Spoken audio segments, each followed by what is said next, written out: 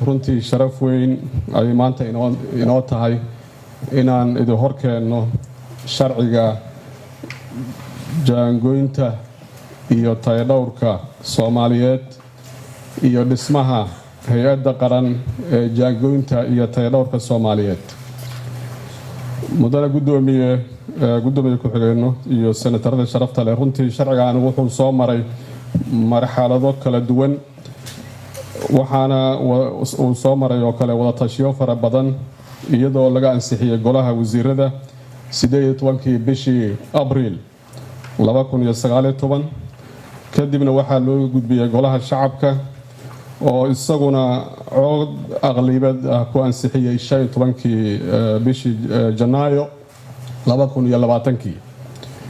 mudane gudoomiye ku-xigeenno, senatarada sharafta leh, sharcigani wuxuu ka kooban yahay maanta idin hor yaallo 7 qaybood iyo 45 qodob. ujeedooyinka ugu waaweyn ee sharcigan waxaa weeye: 1. inuu hormariyo siyaasadda jaangoynta iyo tayadhowrka ee qaranka Soomaaliyeed iyo inuu daboolo baahida loo qabo xeerarka jaangoynta, cabirada, baarista iyo hubinta badeecadaha. 2. in laga habraaco xeer nidaaminta tayadhowrka ee lagu maamulo tayada badeecadaha iyo adeegyada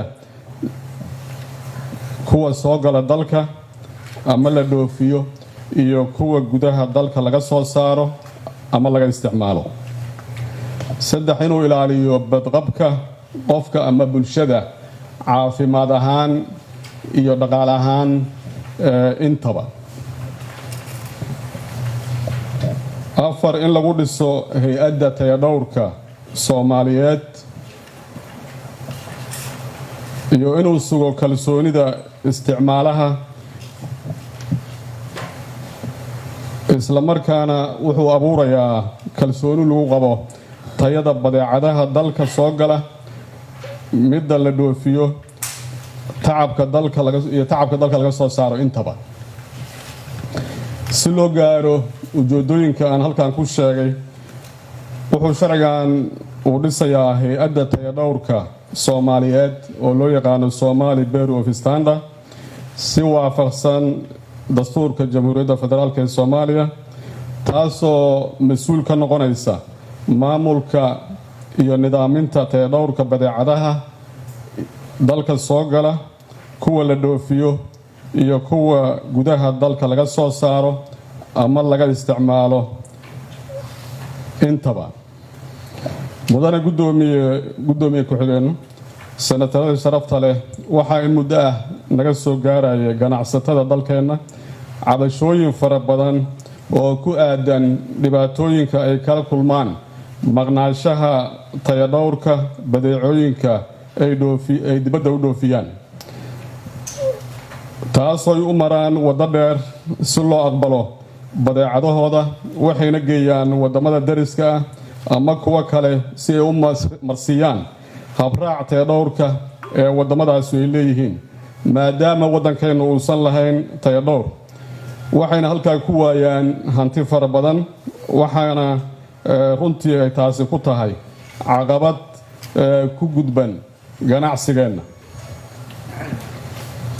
dhanka kale, mudane gudoomiye ku-xigeenno, mudanayaasha sharafta leh, waxaa jira cabashooyin fara badan oo naga soo gaaraya shacabkeenna oo ku aadan dhibaatooyinka ka dhasha qaar ka mid ah badeecooyinka waddanka la keeno iyo daawooyinka intaba, kuwaasoo ah kuwa dhacsan ama tayadoodu ay liidato, cunto xumaatay, agab dhismo oo tayadiisu liidato iyo badeeco been abuura intaba.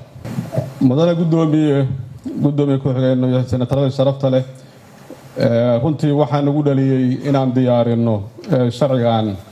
waxyaabaha nagu dhaliyay waxaa ka mid ah: 1. baahida loo qabo in la helo hay-ad si gaara ugu xil saaran ilaalinta tayadhowrka iyo badqabka badeecadaha dalka soo gala, kuwa ka baxa iyo kuwa dalka laga isticmaalo intaba. marka labaad ganacsatada wax dhoofisa oo iyaguna runtii ka cabanaya maqnaanshaha shahaadada tayada. midda saddexaad caqabado nooga yimaada dhinaca heshiisyada ganacsi runtii aan la leenahay dalalka aan saaxiibka nahay aan rabno in ganacsatada inaan la ganacsanno. baahida kale ee loo qabo xakamaynta daawooyinka iyo cuntooyinka la keeno dalka oo soo mara runtii baarid la-aan.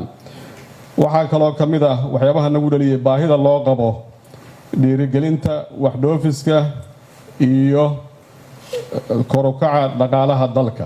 mudane guddoomiyey ku-xigeenno senatarada sharafta leh, runtii sharcigan ansixintiisa iyo dhismaha sharcigan uu xusaayo waxay xal waara u noqonayaan dhibaatooyinka aan soo sheegnay, waxayna horumar ku sameynayaan dhammaan howlaha tayadhowrka waddanka.